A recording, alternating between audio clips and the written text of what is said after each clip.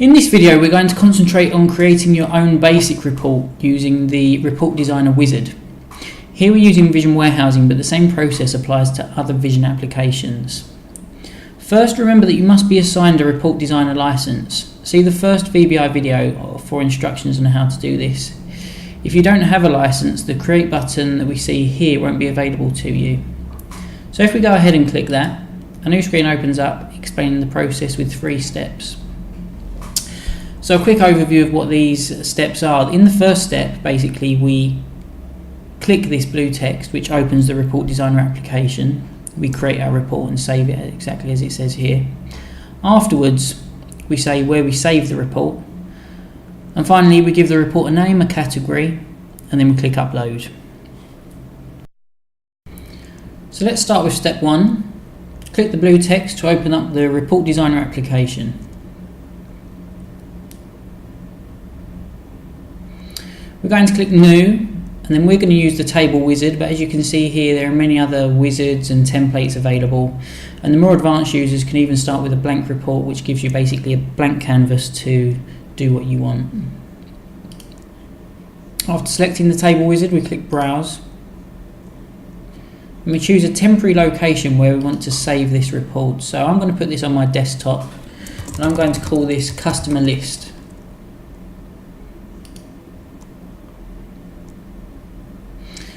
The wizard then opens, and first we have to define a data source. So we click the Add New Data Source button, select SQL Data Source and click OK.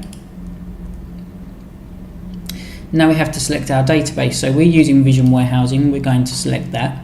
If we were using Vision Commerce or Vision Distribution, for example, then those options would also be available. So we click Next, Next again, and then we click the Query Builder button.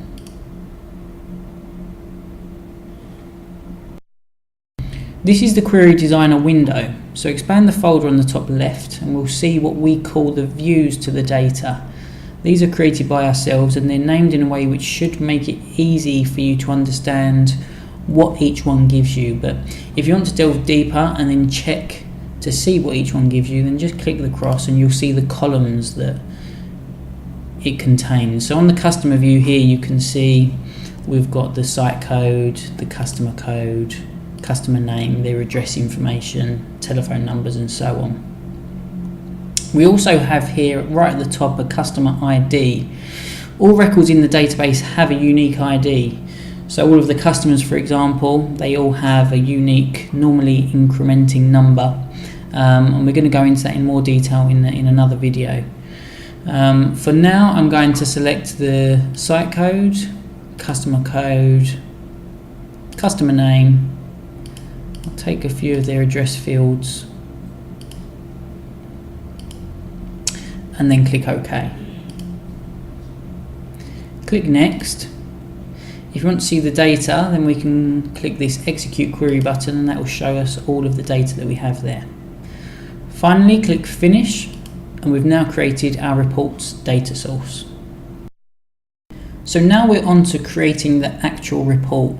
We have our data source here, and now we're going to click Next. The Arrange Fields window allows us to select and arrange the fields that we want to see on our report. So I'm just going to take the customer code, the site code, and then I'm going to take the address field. You can select multiple by using the Shift and Control keys on your keyboard. And take the town and the postcode. You can also rearrange them and remove them using these buttons in the middle. After you're done with that, click Next. And on the Choose Style screen, we can give our table a style. If we just click through these, you can see what different options are available. I'm going to go with Corporate and then click Next and then Finish. Now we have the report that the wizard created. If we click Preview in the top left, it will generate the report, but we can see the report and the tables are in a bit of a mess. So if we come back to the design view, top left again, we can Make some of these columns a bit bigger to get the data to fit in a bit more nicely. So let's check the preview again. They're starting to look a bit better now.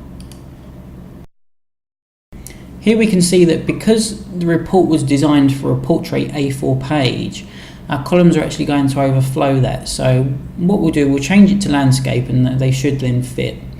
So to do that, we have to click into this top left corner, as it says there, click to select the report. What that will do is it refreshes this this properties pane of the application. So if we scroll down, you'll then see page settings. We click in there, we can then change it to landscape. Finally, we can just click into the detail section of the report here. It's actually automatically expanded to the detail section to match the width of the columns, but we can click and drag that if we need to.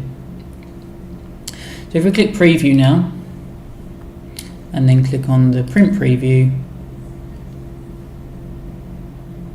you can see we're actually overflowing the page still a little bit, so we could rearrange our columns just to kind of get that postcode to fit. If we just come back to here, maybe make the address line 3 a bit shorter,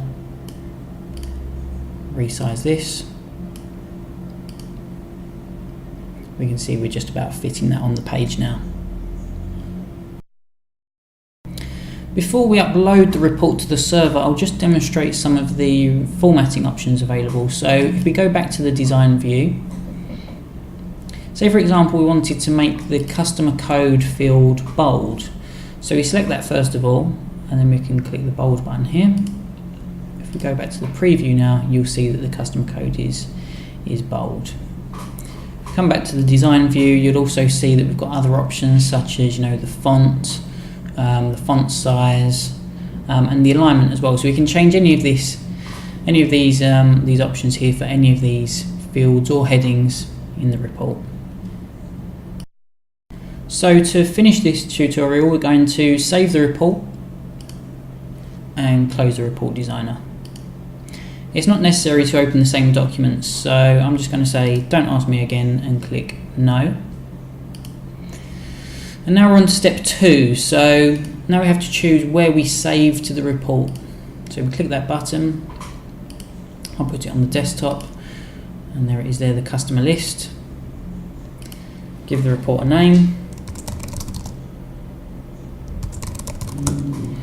and a category. Now if the report doesn't fall into one of these categories, or you want to change some of these categories, you can do that with this edit button here. So make any changes necessary and then click save. In this instance I'm just going to choose maintenance and click upload. Here it tells us we've successfully uploaded the report. If we click OK, if we expand maintenance, we can see our report there now. Remember that this is only available to ourselves at the moment. So to finish off, just share the report with whoever needs access to it using the share button here. For more information on that, check out the first VBI video. And before we go, I'll just show you how to edit the report now that it's uploaded. So select the report and then click the edit button. And we're shown a similar screen to the screen that we were looking at when creating the report, but here we only have the 2 steps. So we're going to launch the report designer.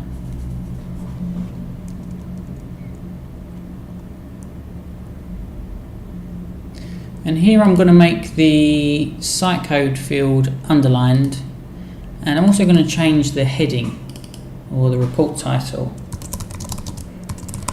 to match the name we gave earlier. And I think as well I'm going to change the colour to red and maybe make it a little bit bigger. Okay, so if we save that, close the designer, we can change the name or the category here and then click upload. So that's done. If we click OK, select the report and then click preview, we'll see our latest changes.